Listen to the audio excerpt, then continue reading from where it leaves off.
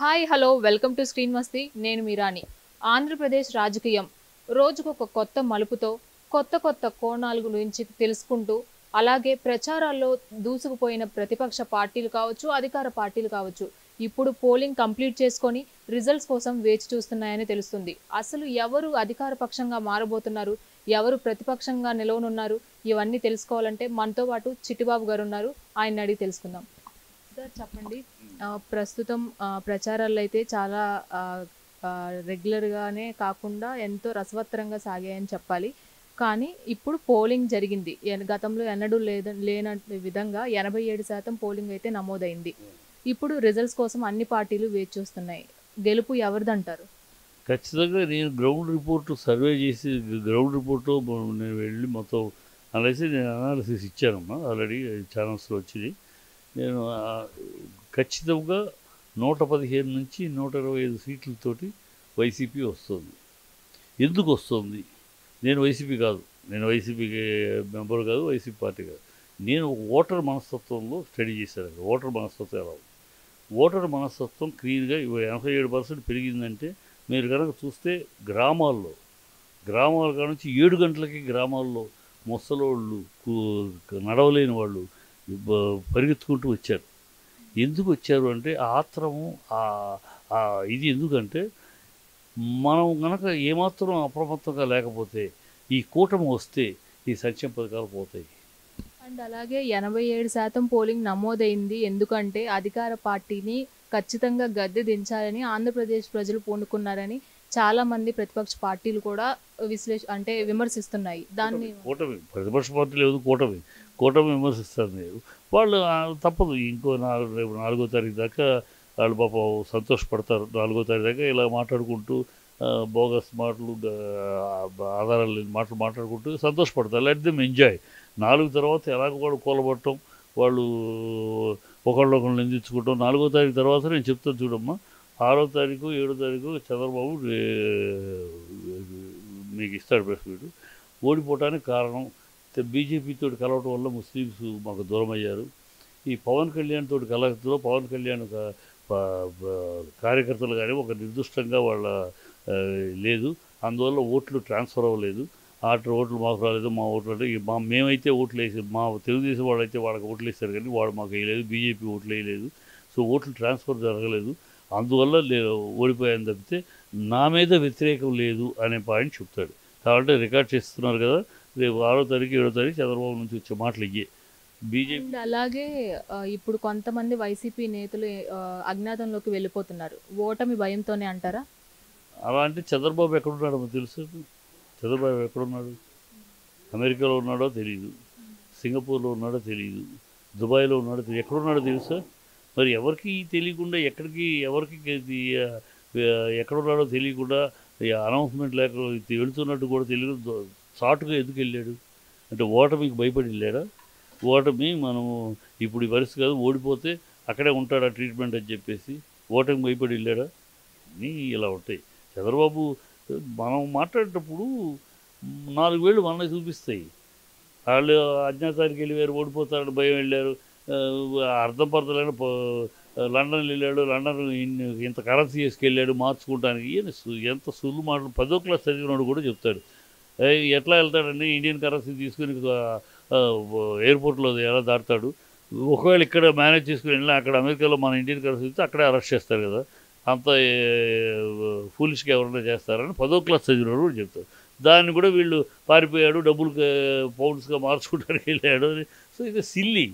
అంటే ఎప్పుడు కూడా అమ్మా ఓడిపోయే పరిస్థితి ఉన్నప్పుడే ఏదో ఒకటి బురద చల్లుదామని చూస్తూ ఉంటారు. ఏదో ఒక మాట పెట్టేసి బురద చల్లేసి ఆ బురద పనిచేస్తా, ఈ బురద పనిచేస్తా, మనకేమైనా ప్రయోజనం వస్తారని బురద చల్లుతూ ఉంటారు.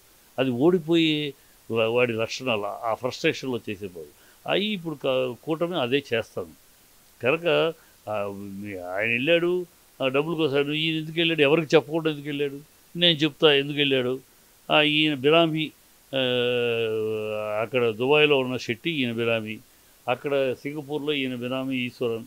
ఆయనతోటే ఈశ్వరన్ని ఇప్పుడు అరెస్ట్ చేసి జైల్లో పెట్టారు. అక్కడ ఈశ్వరన్ మంత్రి అతను అరెస్ట్ చేసి ఆ మంత్రితోటే ఈయన డీలింగు. ఈయన బిరామీ ఆయనకే అమరావతిలో 1600 ఎకరాలు ఇచ్చాడు. సింగపూర్ సిటీ కడతాడు అక్కడ, ఇక్కడ ఎకరం 10 కోట్లు అయిపోతుందని భ్రమ కల్పించి సిటీ కడతాడు. ఎక్కడ కట్టాడు? సిటీ కట్టాడా? 1600 ఎకరాలు ఇచ్చాడు. ఏమైనా అయింది? లేదు. షెట్టికి 50 ఎకరాలు ఇచ్చాడు. ఏమైనా కట్టాడా హాస్పిటల్? ఇప్పుడు జగన్ వచ్చిన తర్వాత అమరావతిని కంప్లీట్ చేస్తాను అని చెప్పాడు, కానీ ఇప్పుడు వరకు ఆ పనులు అనేది స్టార్ట్ చేయలేదు. అమరావతిని మూడు రాజధానుల్లో గట్టిగా చెప్తున్నాడు అమ్మ. 3 రాజధానులు ఖచ్చితంగా వైజాగ్ని దానికి చాలా పొటెన్షియల్ ఉంది. Vizag already developed. ఇంకా దాని అతి తక్కువ ఖర్చుతో దాన్ని క్యాపిటల్ చేస్తే ఒక ఇంటర్నేషనల్ ఎయిర్పోర్ట్ ఎప్పుడు కూడా మెడ్రాస్ చూడండి, చెన్నై చూడండి, బెంగళూరు ఇది బాంబే చూడండి, ఇప్పుడు కూడా క్యాపిటల్ అంటే సముద్ర తీరము, port facility, international airport facility ఉండాలి. క్యాపిటల్ అంటే అదే అవి ఉన్నప్పుడే ఇవి పెరుగుతాయి. బాంబే పెరిగింది అంటే అందువల్లే, చెన్నై పెరిగిందంటే అందువల్ల. అవి లేకుండా నేను ఎక్కడో ఊరు మధ్యలో పెడతాను, అక్కడికి వెళ్ళడానికి ఇప్పుడు కట్టిన ఉంది, చంద్రబాబు కట్టాడు రోడ్డు. ఒక కారు వెళ్తే ఎదురుగుండా ఇంకో కారు వస్తే ఈ కారు పక్కకు ఆపాలి. అందుకనైనా జగన్ వైజాగ్లో ప్యాలెస్ కట్టారు. ఎస్, వైజాగ్లో క్యాపిటల్ చేస్తారని చెప్తున్నాడు గ్యారంటీగా. రేపు ప్రమాణ స్వీకారం కూడా Vizag. I firmly support and with knowledge ఉన్నవాడు ఎవడైనా దోపిడీకి దొంగతనానికి అవకాశాలు ఉన్నాయని తప్పితే నిజంగా రాష్ట్రం కోసం అభివృద్ధి కోసం నిజంగా చేయాలంటే ఖచ్చితంగా ఎవడైనా వైజాగ్ని క్యాపిటల్ చేస్తాడు ఆంధ్ర రాష్ట్రానికి. వైజాగ్ ఆల్రెడీ ఎస్టాబ్లిష్డ్ స్టేట్, అందులో అందరూ సెటిలర్స్ ఎక్కువ, ఒక మతము ఒక కులానికి ప్రాముఖ్యం కాదు, అందరూ ఉన్న స్టేట్. క్యాపిటల్ ఎప్పుడు అలా ఉండాలి. అలాంటి ప్లేస్ ఆల్రెడీ అక్కడ ఉంది. దాన్ని డెవలప్ చేసుకుంటే త్వరితగతిన ఇంటర్నేషనల్ లెవెల్లో క్యాపిటల్ అవుతుంది. అది వదిలేసి నేను అమరావతిలో కడతాను, క్యాపిటల్ ఎప్పుడు 20 సంవత్సరాల్లో జరుగుద్దమ్మా. క్యాపిటల్లో ఇది బొమ్మగా తీసుకొచ్చి ఇక్కడ నుంచోబెట్టాలి. కాబట్టి ఇప్పుడు సెక్రటేరియట్ వైజాగ్లో కట్టారు. ఏం నష్టం వైజాగ్లో కట్టడంలో? ఇప్పుడు నువ్వు కానీ నేను కానీ ఎప్పుడైనా ఇక్కడ వైజాగ్ ఇక్కడ హైదరాబాద్లో నువ్వు సెక్రటరీకి ఎన్నిసార్లు వెళ్ళావమ్మా? నువ్వు నేను ఎన్నిసార్లు వెళ్ళాను? మనకు అవసరం ఏముంటుంది? వాళ్ళు సెక్రటరీ ఆఫీసర్లు వాళ్ళు వెళ్తారు వస్తారు. కామన్ పబ్లిక్కి సెక్రటరీకి రోజు వెళ్ళే పని ఉండదు. అందుకని అలాగే క్యాపిటల్ గురించి ఒక పక్కన పెడితే ఇప్పుడు అధికార పార్టీ ఏం చెప్పింది అంటే 175కి 175 క్లీన్ స్వీప్ చేస్తామని ఫస్ట్ నుంచి అంటున్నారు. కానీ ఎన్నికల పోలింగ్ తర్వాత నుంచి కొద్దిగా వాళ్ళ అనాలిసిస్ ప్రకారం కావచ్చు, సొంత పార్టీ క్యాడరే 120 నుంచి 130 వరకే వస్తాయని ఉన్నారు. ఇంకా తగ్గే అవకాశం ఉందంటారు? లేదండి. ఇప్పుడు వై నాట్ Y75 అనేది మైండ్ గేమ్. 175 వస్తాయి. ఇంతవరకు చరిత్రలో రాలా ఏ స్టేట్లోనూ. ఇప్పుడు కూడా రామారావు గారికి రాలా మొత్తం సీట్లని గెలవడం, కానీ ఎంజీఆర్ వల్ల కాల, మహామహుల వల్ల కాల. అది ఎప్పుడు జరగదు 170 అని. కాకపోతే మైండ్ గేమ్ ఆ లెవెల్లో ఉన్నాము అని ప్రజల్లోకి ఎక్కించడానికి, ఆ లెవెల్లో మొత్తం స్వీప్ చేసే లెవెల్లో ఉన్నాము అని అంటే వాడు ఓటర్ ఏం చేస్తారు? సందిగ్ధం. ఇప్పుడు కూడా ఎలక్షన్స్లో 40%, ఒక 20% కొత్త ఓటర్లు, ఒక 20% తటస్థమైన ఓటర్లు. వాళ్ళు ఏ పార్టీ చేతిలో వాళ్ళు సమయం చూసి లాస్ట్ మినిట్లో డిసైడ్ చేస్తారు ఏ పార్టీకి వేద్దాం. ఈ 40%ని ఉత్తేజపరచడానికి మన వైపు లాక్కుంటానికి ఆడిన మైండ్ గేమ్ వైనాడు వైపు, అంతేగాని రియాలిటీ కాదు. ఇప్పుడు నేను నా సర్వేలో కూడా 150 to 125 లెక్కలో వచ్చింది. అంతకుమించి కాదు. అంతకుమించి వస్తే అదృష్టం. అది వేరు. లాస్ట్ మినిట్లో తేడా ఈ హై పర్సంటేజ్ ఓట్లు. నా లెక్కలో మాత్రం 8% ఓట్లు అడ్వాంటేజ్ వైఎస్ఆర్సీపీ. ఎందుకంటే వాడు వచ్చిన వాళ్ళందరూ నేను స్టడీ చూశాను. అందరూ ముసలోళ్ళు, ఆడవాళ్ళు, వీళ్ళందరూ కూడా ఈ చంద్రబాబు కూటమి వస్తే ఎన్నాళ్ళు మన వాలంటీర్ సిస్టాన్ని తిట్టారు, ఎన్నాళ్ళు పథకాలు శ్రీలంక అయిపోతుందని అన్నారు. ఇప్పుడు వాలంటీర్లకు కూడా చంద్రబాబు 10,000 ఇస్తానని అంటున్నారు. నిన్నదాకా వాలంటీర్ వ్యవస్థని గోన్లు మూసేవాళ్ళు, వాలంటీర్ కాదు ప్రభుత్వ రంగం వీళ్ళు ఇవ్వాలి, వీళ్ళు అమ్మాయిల విషయాలు లీక్ చేసి అమ్మాయిలు కిడ్నాప్ అవుతుంది, ఇలాంటి దౌర్భాగ్యం. అంటే ఇప్పటి వరకు వాలంటీర్ వ్యవస్థ లేదు. జగన్మోహన్ రెడ్డి వచ్చిన తర్వాతే వాలంటీర్ వ్యవస్థను తీసుకొచ్చారు. మరి ఇంతకు ముందు వరకు ఏదైనా గవర్నమెంట్ పరంగా చేయాల్సినవి సచివాలయాల రూపంగాను కావచ్చు, అంటే ఇతర చేసేవారు కదా. ఇప్పుడు కొత్తగా వాలంటీర్ వ్యవస్థ వల్ల ఉపయోగం ఏదాళ్ళు చేసేవారు కదమ్మా. మీరు గతంలో ఒకసారి చరిత్ర చూసుకుంటే ఈ ప్రభుత్వ వాళ్ళు చేసేది, వీళ్ళు వెళ్ళి ముసలోళ్ళు వెళ్ళి నడవలేక అక్కడికి వెళ్ళి నుంచుంటే పొద్దున్నేకి ఆఫీసర్ ఏ 11ంటికో వచ్చేవాడు, ఏ 12ంటికి ఒకసారి 11ంటి మీటింగ్ ఉందని మధ్యాహ్నం వచ్చేవాడు, ఇవన్నీ చూసాడు. ఇవాళ కాదు రేపు రండి అనేవాడు. మళ్ళీ ముసలోళ్ళు, ముతక కుంటోళ్ళు, కిడ్నీ ప్రాబ్లం ఉన్నవాడు, క్యాన్సర్ పేషెంట్లు మళ్ళీ వెనక్కి వెళ్ళి మళ్ళీ మర్నాడు వచ్చి ఇలా తిరిగేవారు. ప్రాణం ఒక్కోసారి తిరిగి ఇసుకొచ్చి ఏమో వాళ్ళు ఇచ్చేటప్పుడు కర్మ ఎందుకు అనుకునే దిగాలు పడిన వాళ్ళు కూడా ఉన్నారు. అది జరిగింది గతంలో. దాన్ని మార్చాలి అని మార్చి ఇవాళ ఇంటికే పంపిస్తున్నారు. అది వాళ్ళకి ఆనందం, వాళ్ళ జీవితాల్లో ఆనందాలమ్మా. ఇవాళ ఒక స్కూల్స్ ఉన్నాయి. అలాగే వాలంటీర్ వ్యవస్థ కూడా కొన్ని ప్రలోభాలకి గురి చేస్తుంది ప్రజల్ని అనే ప్రచారం కూడా చేశారు. ఎందుకంటే అది కరెక్ట్ కాదు కదా. ఎంత అధికార పార్టీ తరపున పనిచేసినప్పటికీ ప్రజల్ని ప్రలోభానికి గురి చేయకూడదు. ఏం చేశారు ప్రలోభాలకి? వాడు ప్రలోభాలకు చేయలే. చంద్రబాబు దాన్ని అలా విమర్శించాడు. ఇప్పుడు తను ఎందుకు చేస్తున్నాడు? అదే వాలంటీర్స్ మరి తను ఎందుకు సమర్థిస్తున్నాడు? అదే సత్యం పథకాలు ఇంకా మీకన్నా ఎక్కువ ఇస్తారంటున్నాడు. 67 లక్షల 60,000 కోట్లు తోటి చేస్తూ ఉంటే నువ్వు చెప్పిన సంక్షేమం 150 కోట్లు అవుతాయి. ఈ 60,000 కోట్లు సంక్షేమేమో శ్రీలంక అయిపోద్దా? నువ్వు 150 లక్షల కోట్లతో చేస్తేనేమో అమెరికా అవుద్దా? ఇవన్నీ ప్రజలు గుర్తిస్తున్నారమ్మా. నిన్నటిదాకా తిట్టాడు వాలంటీర్ ఇవ్వాలంట. వాలంటీర్లు పొద్దున్నే 1వ తారీఖు 2వ తారీఖు వచ్చేటప్పుడు ఇంటికి వెళ్ళి లేపి ఇదిగోండి మీ పెన్షన్, ఇదిగోండి మీ అమ్మఒడి ఇలా ఇస్తున్నారమ్మా. అది పేదల కళల్లో ఆనందాన్ని నింపింది. వాడు నేను గతంలో చూశాను, ఒక పిల్లాడు బిల్డింగ్లో దిగి షూస్ వేసుకుని డ్రెస్ వేసుకుని పెట్టుకుని వెళ్ళి బస్సులో ఎక్కి వెళ్తూ ఉంటే ఈ పక్కన ఆటో డ్రైవరు నా కొడుక్కి చూడు, వాడు నా కొడుకు ఒకే ఏజ్, ఒకే ఉన్నారు, చూడు వాడు వెళ్తారు, నా కొడుకు గతి చిరిగిన బట్టలోను అని బాధపడేవాడు. ఇవాళ వాడు సమానంగా తన కొడుకు డ్రెస్ వేసుకుని యూనిఫామ్ వేసుకుని షూస్ వేసుకుని ల్యాప్టాప్ పట్టుకుని వెళ్తూ ఉంటే గర్వంగా ఉన్నాడు. వాడు జీవితంలో గర్వాన్ని చూస్తున్నాడు. అవి పోగొట్టుకుంటాం మేము. ఎంతవరకు కరెక్ట్ అంటారు? ఒక 5,000 మధ్య వాళ్ళ జీవితాన్ని ఆపేస్తున్నారు కదా. అదే డిగ్రీ ఉంటే ఇంకా స్కిల్ డెవలప్మెంట్ కానీ ఇంక ఇలాంటివి ఏమన్నా చేస్తే వాళ్ళకి ఇంకా ప్లస్ అవుతుంది కదా. వాళ్ళు 5,000 పెట్టుకుని వాళ్ళు 30 రోజులు పని చేయట్లేదమ్మా. వాళ్ళు 30 రోజులు ఆ పని చేయరు. వాళ్ళు మిగతా పనులు చేసుకుంటారు. వాళ్ళకి 30 రోజులు 2 రోజులు, ఫస్ట్ 1 2, ఇంకో రోజు అయితే 3 రోజులు ఈ అందించడమే అంతవరకే. ఆ తర్వాత సచివాలయంలో 65,000 మంది జాబులు ఉన్నారు. సో లిస్ట్ అంతా వాళ్ళు రెడీ చేస్తారు. వీళ్ళు ఇంటికి వెళ్ళి ఇవ్వటం అనేది ఇది వాళ్ళని ఇక్కడికి తెప్పించి వాళ్ళు ఇక్కడ క్యూలో నిలబడి ఈ ముసలోళ్ళు, కాళ్ళు నడవలేని వాళ్ళు, కిడ్నీ పేషెంట్లు, క్యాన్సర్ పేషెంట్లు, అవిటి వాళ్ళు, వీళ్ళందరినీ ఆఫీస్కి తెప్పించి వాళ్ళు కాకుండా ఇంటికి వెళ్ళి ఇస్తున్నారు. ఇది మంచి సాంప్రదాయం, మంచి పేదలకి ఆనందదాయకం ఉంది. పేదలు ఆనందిస్తుంటే చంద్రబాబు చూడలేడు. చంద్రబాబుకు డబ్బున్న వాళ్ళు కావాలి. ఎప్పుడు డబ్బున్న వాడి మీద భుజం మీద చేసుకోవాలి, డబ్బున్న వాడిని తన భుజం మీద ఎక్కించుకోవాలి, డబ్బున్న వాళ్ళే తన పక్కన కూర్చోవాలి. అందుకని ఎస్సీలుగా పుట్టాలని ఎవరైనా కోరుకుంటారా? బీసీలు న్యాయమూర్తులు అవ్వచ్చా? ఇలాంటి ప్రశ్నలు అడిగాడు. సో ఆయనకి డబ్బు డబ్బు డబ్బు డబ్బు. అందుకని ఆయన హయాంలో పేదల గురించి ఇలాగే శుష్క వాగ్దానాలు తప్పి పేదల గురించి ఏమి చేయడు. డబ్బున్న వాడికి చేస్తాడు. కాంట్రాక్టర్లు వాళ్ళకి చేసేసి దాంట్లో కమిషన్ డబ్బున్న వాడు దీంట్లో ఎంత డబ్బు వస్తుంది ఆ ప్రాజెక్ట్ చేయడం. ఇదే తప్ప ఆయన ఎప్పుడు పేదల గురించి ఆలోచించే దాఖలాలు లేవు. ఈ గవర్నమెంట్ పేదలకు చేయాలి, పేదల కళ్ళల్లో ఆనందాలు చూడాలి, అది చూసింది 5 ఏళ్ళు.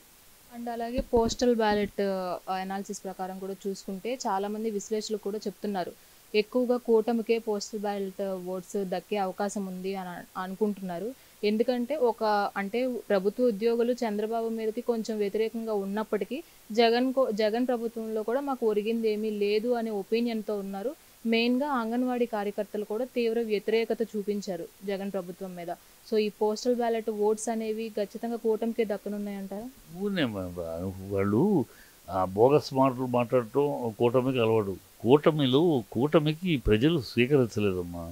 కూటమి ఒక అనైతికమైన కూటమి, ఒక నీతి రీతి లేని కూటమి, ఒక అవకాశవాద కూటమి. ఒకళ్ళొకళ్ళు తిట్టుకున్నారు, ఒకళ్ళనొకళ్ళు ఊసుకున్నారు, ఒకళ్ళనొకళ్ళు దూషించుకున్నారు. చంద్రబాబు మోడీని కేడీ అన్నాడు, మోడీ ఒక టెర్రరిస్ట్ అన్నాడు, మోడీ దేశంలోనే ఉండడానికి పనికిరాదు అన్నాడు, మోడీ కుటుంబాన్ని అవమానించాడు, మోడీ వస్తే బ్లాక్ ఫ్లాగులు చూపించాడు, అమిత్ షా కారు మీద రాళ్ళు వేయించాడు. ఇన్ని చేసినాడు. ఇవాళ మోడీ కాళ్ళ దగ్గర కూర్చున్నాడు. ఎందుకు కూర్చున్నాడు? రాష్ట్రం కోసం అన్నాడు. రాష్ట్రం కోసం అయితే నువ్వు హామీ తీసుకున్నావా? మోడీ పక్కన కూర్చుని హిహి అని ఆ, ఆయన మనన కోసం కూర్చురాదంతే. ఆయనతోటి అదే మీటింగ్లో ఎస్ స్పెషల్ స్టేటస్ నేను ఇస్తున్నాను, ఎస్ వైజాగ్ స్టీల్ ప్లాంట్ అమ్మట్లేదు, ఎస్ వైజాగ్ రైల్వే జోన్ ఇమీడియట్గా క్లియర్ చేస్తాం, ఎస్ కడప స్టీల్ ప్లాంట్ ముందుకు తీసుకెళ్తాం, ఎస్ దుగ్గిరాజపట్నంలో కాదన్నారు వేరే చోట ఇమీడియట్గా ఏ పనులు నిర్వహిస్తా. ఒక్క హామీ, ఒక్కటి కాకపోతే ఒక్క హామీ అనౌన్స్ చేయించాడా? అవి ఏమీ లేవు. నువ్వు ఎలా 2017 2018 నువ్వు ఎందుకు బయటకు వచ్చావు బీజేపీ నుంచి?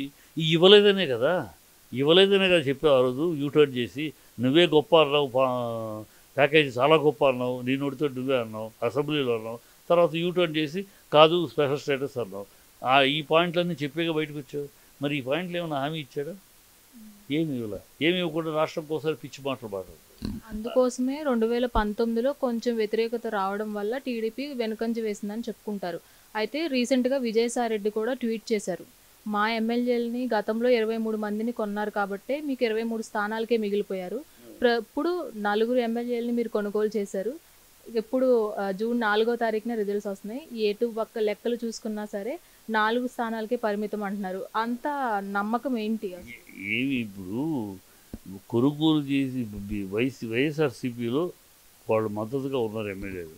వాళ్ళని చంద్రబాబు చేసినట్టు ఆ ఎమ్మెల్యేగా ఉండగానే మంత్రులు చేయలే. మీరు రిజైన్ చేసి రండి, ఆయన మొదటి నుంచి జగన్ చెప్తున్నాడు, మీరు రిజైన్ చేసి పార్టీకి పదవికి రిజైన్ చేస్తే నా పార్టీ సభ్యత్వం. అంతవరకు లేదు. అందుకని వాళ్ళు ఆ రిజైన్ చేయకుండా పదవి వదిలేకుండా ఎందుకు ఎమ్మెల్యేగా ఉండాలని చెప్పేసి కాకపోతే వైసీపీ మద్దతుగా మాట్లాడుతారు. అంతేకాకపోతే వైసీపీలో చేరాల. ఈయన కండిషన్ పెట్టాడు, రిజైన్ చేయాలి, పదవికి ఎమ్మెల్యే పోస్ట్కి మీరున్న పదవులు అన్నీ వదులుకొని మెంబర్షిప్ వదులుకొని రిజైన్ చేసినాకే నా పార్టీలోకి రావాలి. ఇది ఒక సిద్ధాంతంగా పెట్టాడు. చంద్రబాబు అలా చేయలేదు కదా. చంద్రబాబు అనైతికంగా చేశాడు కదా, తీసుకొచ్చేసి మంత్రి పదవులు కూడా ఇచ్చాడు. ఆ పార్టీలోకి వెళ్ళిన వాళ్ళు కూడా చంద్రబాబు పిలిస్తే వెళ్ళిన వాళ్ళు కాదు కదా. వైసీపీ నుంచి మాకు అసంతృప్తి కలిగింది కాబట్టే ఇక్కడ కరెక్ట్గా లేదు, క్యాడర్ కూడా కరెక్ట్గా లేదు అని వాళ్ళు అసంతృప్తితో కూటమికి వెళ్ళారు కదా. చంద్రబాబు చెప్తాడు అసంతృప్తి కూటమి. చంద్రబాబు చెప్పే మాటలు, చంద్రబాబు అన్ని డొల్ల మాటలు మాట్లాడతాడు, అన్ని అబద్ధాలు మాట్లాడతాడు. ఆ నేతలే వచ్చిన నేతలే చెప్తున్నారు. అదేముంది చెప్పిస్తారమ్మా. ఇప్పుడు దాన్ని చెప్పడానికి ఏముంది? చంద్రబాబు నోరు తెరిస్తే అబద్ధం. ఆయనకు ఒక శాపం ఉంది, నిజం మాట్లాడితే ఆయన తల పగిలిపోతుంది, శాపం ఉంది. నిజం అనేది చెప్పడు చంద్రబాబు. అన్నీ అబద్ధాలు ఆరబోతా. ఆయనకి క్రెడిట్ అబద్ధాలు ఆరబోతా మహానుభావుడు, వెన్నుపోటు వీరుడు, యూటర్న్ ఘనుడు, ఈ దోచుడు కార్యక్రమం. నందమూరి తెలుగుదేశాన్ని నారా తెలుగుదేశంగా మార్చాడు. నందమూరి తెలుగుదేశము ఎన్టీఆర్ గారు తన రక్తాన్ని చెమటగా మార్చి నిర్మించిన పార్టీ. దాన్ని టీడీపీ అంటే ప్రజలు తెలుగుదేశం పార్టీ అనే కాకుండా టీ ఫర్ త్యాగం, డి ఫర్ ధర్మం, పీ ఫర్ ప్రగతి అని అనుకునేవారు. దాన్ని నారా తెలుగు దాన్ని లాక్కుని దొడ్డిదారిన దాన్ని లాక్కుని నారా తెలుగుదేశంగా మార్చినాక అదే టీడీపీని ప్రజలు ఏమనుకుంటారు, తీసుకో, దాచుకో, పంచుకో అనే పార్టీ. మీరు అన్నదాని ప్రకారం చూసుకుంటే చంద్రబాబు లేకపోతే ఆ పార్టీ ఇప్పటి వరకు నిలబడేది కాదు అని కూడా ఆ పార్టీ క్యాడర్ కావచ్చు, ఆ వారసులే కావచ్చు, నందమూరి వారసులే కావచ్చు చెప్పుకుంటూ వస్తున్నారు. చంద్రబాబు ఇలాంటి భ్రమలు పుట్టించడంలో మహానుభావుడు. భ్రమలు పుట్టించి, అపోహలు పుట్టించి కుటుంబాలు చేల్చగలడు. మహానుభావుడైన ఎన్టీఆర్ లాంటి వాడిని కూలదేయగలడు. మేనేజింగ్ వీటిని మీడియాని మేనేజ్ చేయడంలో సిద్ధహస్తుడు. అంతేకాకపోతే రామారావు గారు చేసిన దాంట్లో ఏం చేశాడు ఈయన he's never a creator. Chandrababu అనేవాడు is never a creator, he's a decorator. ఎవడో చేసిన దాన్ని తీసుకుని దాన్ని అలంకరించి నేనే అంటాడు. చంద్రబాబు తెలుగుదేశాన్ని పుట్టించలా, చంద్రబాబు తెలుగుదేశం జెండాని డిజైన్ చేయాల, చంద్రబాబు తెలుగుదేశం పాలసీలు ఏవి చేయాల, అన్నీ సిద్ధహస్తంగా చేసినాక దాన్ని దొడ్డిదారిని లాక్కుని నేనే అంటున్నాడు. అతని బుద్ధి అంతే, అతను చాలా క్షుద్రమైన బుద్ధి. పైనుండి ఆయన్ని చంద్రబాబుని ఒక విషయం చెప్తా, చంద్రబాబుని తిరుపతిలో అలిపిరిలో కాపాడాడు వెంకటేశ్వర స్వామి. ఎందుకు కాపాడాడు తెలుసా? వెంకటేశ్వర స్వామి నిన్ను కాపాడింది ఊరినే కాదు చంద్రబాబు, నువ్వు ఇక్కడ చనిపోయావు అనుకో, నా పాదాల దగ్గర చనిపోయావు అనుకో, చరిత్రకారుడు అవుతావు, నీకు అంత సీన్ లేదు. నా ప్రియుడైన రామారావుని అవమానించి అవహేళన చేసి ఆయన గుండెని గాయపరిచి ఆయన కంట తడిపెట్టి ఆయన మీద చెప్పులు విసి ఆయన అవమానించిన నువ్వు అంతకు 10 రెట్లు హీనపడి, అంతకు 10 రెట్లు అవమానపడి, ప్రజల చేత చిత్కరించబడి, ప్రజల చేత తిరస్కరించబడి, అవహేళనకు గురై కుళ్ళి చరిత్రహీనుడుగా సావాలి నువ్వు, అందుకు బతికిస్తున్నావు అన్నారు. ఇప్పుడు మీరు అన్నట్లుగానే ఇది జరగబోయేది, రేపు జరగబోయేది అదే. రేపు ఎన్నికల్లో చంద్రబాబు ఓడిన తర్వాత అతను ఇక మళ్ళీ సీన్ లేదు, మనవడితో ఆడుకుంటాము, ఆరోగ్యం కాపాడుకుంటానికి ఎన్నెళ్ళు బతకాలో చూసుకోవడం, అతనికి మళ్ళీ సీన్ లేదు. కుళ్ళి చంద్రబాబుని ఇవాళే ఆల్రెడీ చంద్రబాబు మాటని ఎవడో నమ్మట్లేదు. ఇది ఒక డోల్ డ్రమ్స్ మాస్టరు అని తెలుసు. ఇవాళ నిన్నదాకా బీజేపీ తిట్టాడు, ఇవాళ బీజేపీ రేపు 6వ తారీఖు చెప్పబోయే మాటలు ఇయ్యే. నేను ఇందాక చెప్పాను, ఖచ్చితంగా అలాంటి అతను అనుభవిస్తాడు. ఎందుకంటే రామారావు గారు ఎలాంటి స్వార్థం లేకుండా రాజకీయాలకు వచ్చాడు, ఎలాంటి ఆశించకుండా వచ్చాడు, ప్రజల కోసం వచ్చాడు ఆయన. అలాంటి మహానుభావుడిని ఆయన ఆత్మక్షోభ పెట్టినాక ఆ ఫలితం అనుభవించుకుని ఆయన నా సీడీ ఉంది. నేను ఇంత గట్టిగా ఎందుకు చెప్తానంటే, ఆ రోజుల్లో మా నాన్నగారే తిరుపతి మహారథి ఆ జామాత దశమగ్రహం అని క్యాసెట్ రామారావు గారు ఫిబ్రవరిలో సింహగర్జన మీటింగ్ పెట్టారు. దానికి ముందు ఈ క్యాసెట్ రాశారు. ఆ క్యాసెట్ రాసే పరిణామంలో నేను మా నాన్నగారితో అనేక సార్లు రామారావు గారి దగ్గర ఆఖరి రోజులు ఆయన దగ్గర ఆయన చనిపోవడానికి ముందు రోజులు నా అదృష్టమో నా దురదృష్టమో ఆయన ఆ పరిస్థితిలో చూశాను. ఆయనతో పనిచేసినప్పుడు సినిమాలో ఆయన పనిచేసినప్పుడు ఒక మహానుభుడు, ఒక విశ్వరూపం, ఒక దేవుడు లాంటి మనిషి అది చూసాము. ఆయన ఆఖరి దశలో చూసాం, ఆయన బాధ చూశాను, ఆయన క్షోభ, ఆ సింహం కంట తడి పెడితే ఎలా ఉంటుందో చూశాను నేను. సో అందుకనే ఆయన శాపం ఇతనికి తగలక మానదు. అతను ఖచ్చితంగా ఇతను పరాభవం చెందే పోతాడు. అండ్ అలాగే ముఖ్యమైన నియోజకవర్గాల్లో హిందూపురం ఒకటిగా ఉంది ప్రస్తుతం. అక్కడి నుంచి బాలకృష్ణ గారు పోటీ చేసి, అంటే 1983లో పార్టీ పెట్టినప్పటి నుంచి వరుసగా టీడీపీనే గెలుస్తూ వచ్చింది. ఇప్పుడు బాలకృష్ణ కూడా అదే కోవలో వస్తున్నారు. మరి ఇప్పుడు పూర్ణానంద స్వామి కూడా స్వతంత్రంగా పోటీ చేశారు. అటు బీసీ నేతను కూడా బరిలోకి దించారు వైసీపీ నేతలు. మరి ఓట్లు ఏమన్నా చీలి బాలకృష్ణ బ్యాక్ డ్రాప్ అయ్యే అవకాశం? బాలకృష్ణ గతంలో కూడా 23 సీట్లు వచ్చినప్పుడు కూడా బాలకృష్ణ గెలిచాడు. బాలకృష్ణకి ఒక్కడికి రామారావు గారి ఇమేజ్ ఉపయోగపడేది బాలకృష్ణ ఒక్కడికి, పురంధేశ్వరికి కానీ వీళ్ళెవరికి. ఎందుకంటే వీళ్ళందరూ తండ్రికి ద్రోహం చేసిన వాడి పక్కనే నిలబడ్డారు. బాలయ్య కూడా నిలబడ్డాడు, కానీ బాలయ్య ఒక్కడే క్షమాపణ కోరుకున్నాడు. ఆ టైంలో ఆవేశపడి అందరం మీకు తప్పు చేసాం, మా నాన్నగారికి ఆయన తప్పు చేసాం, ఆయన క్షమించాలని కోరుకుంటున్నాను. తను ఒక్కడే పశ్చాత్తాపం చెందాడు. తప్పు చేశానను, తప్పు జరిగింది, ఆ టైంలో ఆలోచించలేకపోయాం, ఏదో ఒక ఆవేశంలో జరిగిపోయింది అని, నాన్నగారికి ద్రోహం జరిగిపోయింది అని ఫీల్ అయినవాడు ఒక బాలకృష్ణ. అందుకనే ఆ మహనీయుడి యొక్క ఆశీర్వాదం, ఆయన యొక్క ప్రభావం బాలయ్య మీద ఉంటుంది. బాలయ్య అందుకని మనం 23 సీట్లు కూడా బాలయ్య గెలిచాడు. మిగతా అందరూ తెలుగుదేశం అంటే కూడా అక్కడ గెలిచారు. సో బాలయ్య మీద ఇమేజ్ ఉంది. బాలయ్యకి రామారావు గారి అంశంలాగా అతనికి ఒక్కడికే, మిగతా ఎవ్వరికి ఆ కుటుంబంలో ఎవ్వరికి రామారావు గారి అంశం పనిచేయదు. ఈయనకి నెక్స్ట్ జూనియర్ ఎన్టీఆర్, వీళ్ళిద్దరికీ తప్పితే. సో ఆ లెక్కలో బాలయ్య గెలిచే అవకాశాలే ఉన్నాయి. అయితే ఖచ్చితంగా వైసీపీ అనేది మళ్ళీ అధికారాన్ని చేజెక్కించుకుందని చెప్తున్నాను. 100కి 100 నేను ఏ పార్టీ పరంగా చేయలేదు. నేను ఓటర్ మనసును బట్టి ఏంటి అని, ఓటర్ మనసు ఎలా ఉంది, ఓటర్ మనసు నిజం చెప్తారు. ఓటర్ మనసు అవకాశం దొరికితే వేరే వాళ్ళకి ఇద్దామని ఉన్నారు. ఓటర్ మనసు అని చూసాం, చంద్రబాబుని చూసాం, 5 ఏళ్ళు జగన్కి ఇచ్చాం, ఓకే. ఇంకెవరైనా మంచి ఆల్టర్నేటివ్ దొరికితే ఇవ్వడానికి సిద్ధంగానే ఉన్నారు. ఏం చేశాడు, ఏదో చేశాడు, ఓకే, ఇంకోటికి అవకాశం ఇద్దాం, కొత్త రాష్ట్రం ఇద్దామని అనుకున్నారు, కానీ అనే ఉద్దేశంలో ఉన్నారు చాలామంది కూడా. కానీ వాళ్ళకి నెక్స్ట్ ప్రశ్న, ఎస్ జగన్ కాదంటే ఎవరు అన్నప్పుడు శూన్యం కనపడతాడు. మళ్ళీ ఈ రాక్షసుడా, మళ్ళీ ఈ చంద్రబాబా, ఈ కొరివితోటి మళ్ళీ గోక్కుంటామా? వేరే లేరు. అది ప్రజల్లో ఉంది. అదే ప్రజలు జగన్, పవన్ కళ్యాణ్, బీజేపీ సపరేట్గా కంటెస్ట్ చేస్తే, వీళ్ళిద్దరు కూటమి కంటెస్ట్ చేస్తే పవన్ కళ్యాణ్ సపోర్ట్ వల్ల కూటమికి ప్లస్ అనే చెప్పొచ్చు. ఎందుకంటే పిఠాపురంలో ఏ నియోజకవర్గంలో పోల్ అవనంటి ఓట్లు పిఠాపురంలోనే పోల్ అయ్యాయి. సో ఖచ్చితంగా పవన్ కళ్యాణ్ గెలుపు అనేది ఖాయం అయిపోయిందని కూడా అక్కడ ప్రజలు నమ్ముతున్నారు. సో ఏమి ఖాయం కదమ్మా. అక్కడ పవన్ కళ్యాణ్ భయంకరమైన అగ్ని పరీక్ష ఫేస్ చేస్తాడు. అది నిజం, గ్రౌండ్ రియాలిటీ. అతని మీద అనేకం ఉన్నాయి. నువ్వు వాళ్ళ కాపు అంటున్నావు. ముద్దగడ పద్మనాభం కాపు రిజర్వేషన్ కోసం, కమిషన్ కోసం పోరాడాడు. ఆ కమిషన్ కోసం పోరాడినప్పుడు నువ్వు ఎక్కడ ఉన్నావు? ఇదే చంద్రబాబు మోడీ అతను అవమానించి ముద్దగడ పద్మనాభం ఫ్యామిలీని, ఆడవాళ్ళని కూడా పోలీసులు నిలబెట్టి అవమానించాడు. ఆ రోజు నువ్వు ఎక్కడ మాట్లాడావు? అది చిరంజీవి దాసరి గారు ఆ రోజు ప్రెస్ మీట్ పెట్టి చంద్రబాబుని నిలదీశారు. నువ్వు రిజైన్ చేయాలి, మేము ఇజ్జత్తుగా వదిలేస్తాను, కాపులకు ద్రోహం జరిగిందని మాట్లాడారు. ఆ రోజు నువ్వు ఎక్కడ ఉన్నావు? ఎంత పవన్ కళ్యాణ్ ఎక్కడ ఉన్నావు? వాళ్ళ దగ్గర అతను ప్రశ్న. సరే, కాపులు ఆ అమ్మాయి, నువ్వు 80% కాపులు ఉన్నాయి, ఇక్కడ వచ్చావు. ఆ అమ్మాయి కాపుల లోకల్గా ఉంది అమ్మాయి. ఏదైనా అవసరం వస్తే మేము అమ్మాయి దగ్గరికి వెళ్ళగలం. నువ్వు ఇక్కడ ఉంటావా? నువ్వు నీ మేనేజరో పిఏనో ఉంటాడు, నువ్వు ఆ మెడ్రాస్ షూటింగ్, హైదరాబాద్ షూటింగ్కి వెళ్తావు. సో మాకు అందుబాటులో ఉండే ఆవిడ, మా ఏ సమస్య వచ్చినా దినంలో రోజువారీలో ఏదో సమస్యలు వస్తూ ఉంటాయి, మాకు అదైనా ఇదైనా వస్తే టక్కన మేడం అని వెళ్ళి కలవగలం. నేను కలవలేం కదా, నీ పిఏలు బిఏలు చెప్తే నువ్వు దొరకవు కనుక దీనికి సమాధానం ఏంటి?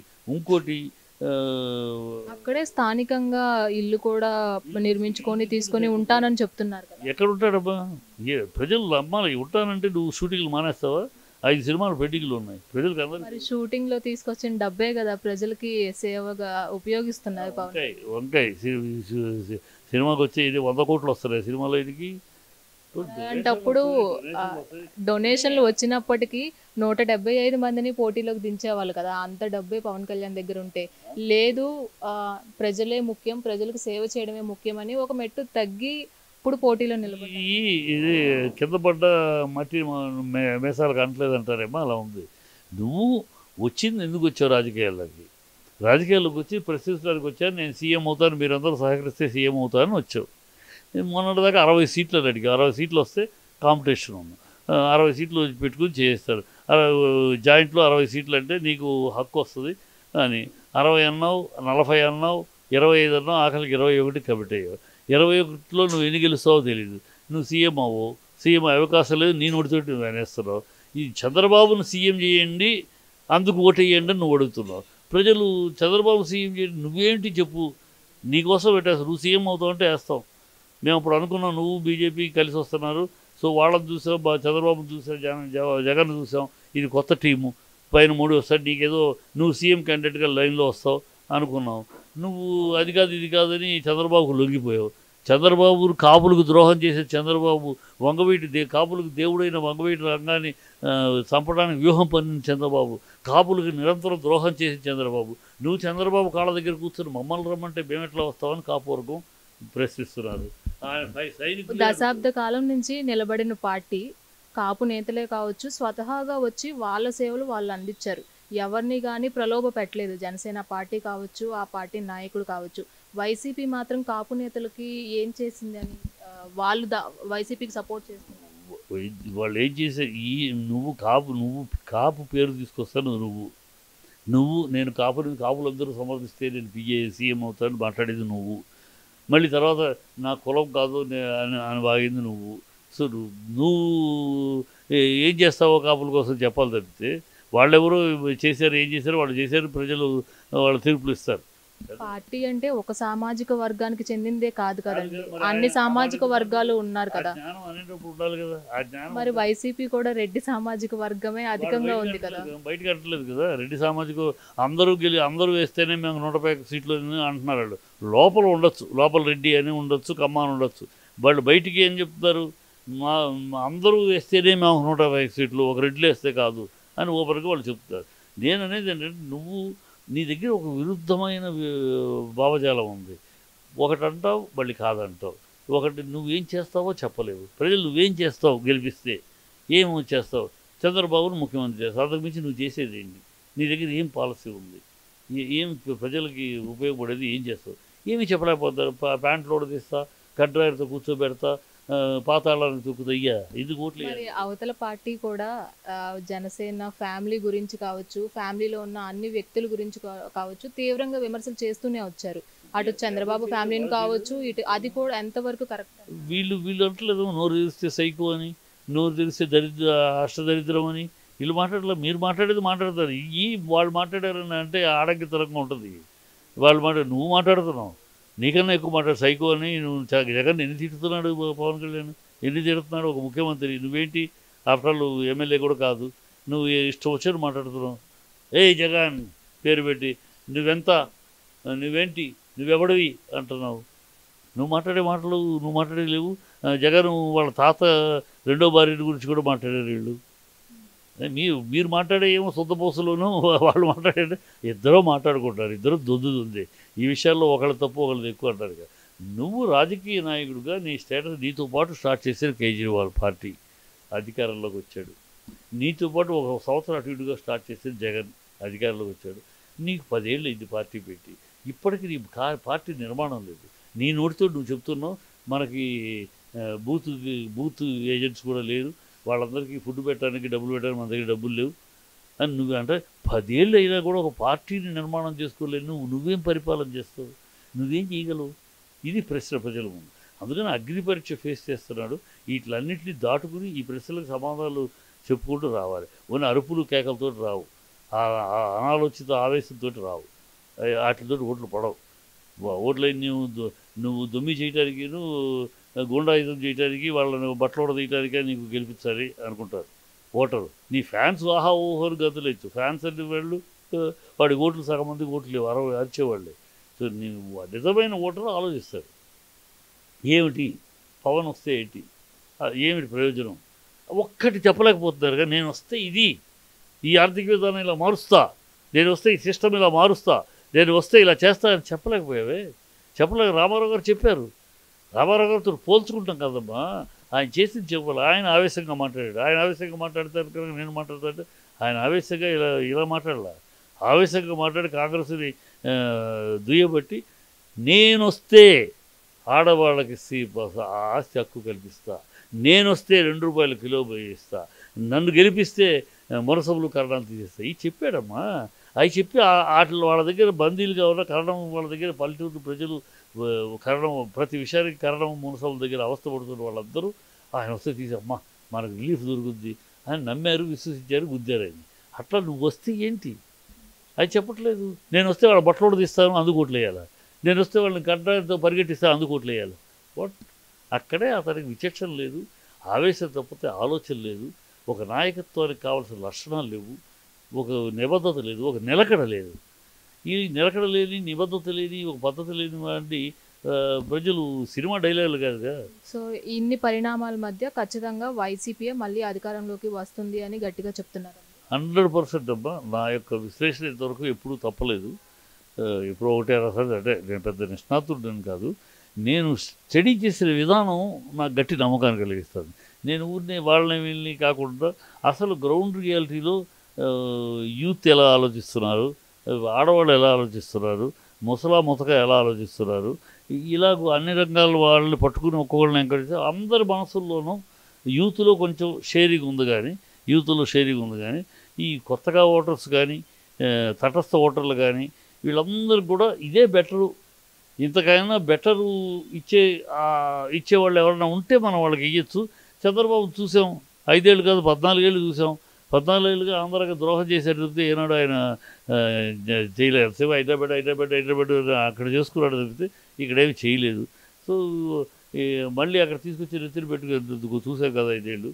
అబద్ధాలు, ఆర్భాటాలు, భ్రమలు తప్పితే ఏమీ లేవు. సో ఇదే చేస్తున్నాడు. 5 ఏళ్ళు వాలంటీర్లు పెట్టి మన ఇంటికి పంపిస్తున్నాడు, మన పేదవాళ్ళ కళ్ళల్లో ఆనందాన్ని చూపిస్తున్నాడు, ఆనందాన్ని కలిగిస్తున్నాడు.